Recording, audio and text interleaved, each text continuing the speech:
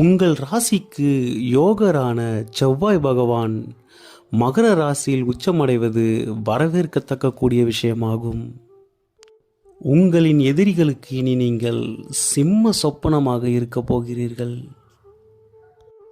நீங்கள் எடுத்த காரியங்கள் அனைத்திலும் வெற்றியை அடையப் போகிறீர்கள்.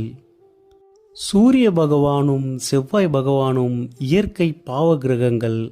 இவர்கள் 6ஆம் இடத்தில் அமர்வது சகல விதத்திலும் நன்மையை தரப்போகிறது. செவ்வாய் பகவானவர் 14/1/2026 முதல் 20/2/2026 வரை 38 நாட்கள் மகர ராசியில் உச்சம் பெறப் போகிறார். இந்த காலகட்டம் உங்களுக்கு மிகவும் சிறப்பான காலகட்டமாக அமையப் போகிறது. உங்களுக்கு இதுநாள் வரையில் இருந்து வந்த வம்பு வழக்கு, வீண் பிரச்சனைகள், விவாதங்கள் என அனைத்தும் கட்டுப்பாட்டிற்குள் வரப்போகிறது. அரசு வழியில் ஆதாயம் கிடைக்கும். பெரும்பாலும் சூரிய பகவான் 6ஆம் இடத்தில் சஞ்சரிக்கும் பொழுது போட்டித் தேர்வுகளில் வெற்றி கிடைக்கும். தனியார் துறை மற்றும் அரசு துறையில் வேலையில் உள்ளவர்களுக்கு இது மிகவும் சிறப்பான காலமாகும்.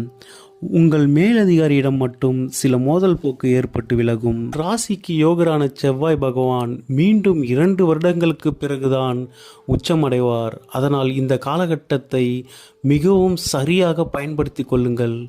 வீடு கட்டுதல், புதிய தொழில் தொடங்குதல், நிலம் மனை வாங்குதல், குடிபுகுதல் போன்ற அனைத்து காரியங்களையும் இந்த காலகட்டத்தில் தொடங்குங்கள். இந்த காலகட்டம் குழந்தைகள், பெண்கள், தொழில் புரிபவர்கள், உத்தியோகஸ்தர்கள் என அனைவருக்கும் சிறப்பான காலமாக அமையப் போகிறது.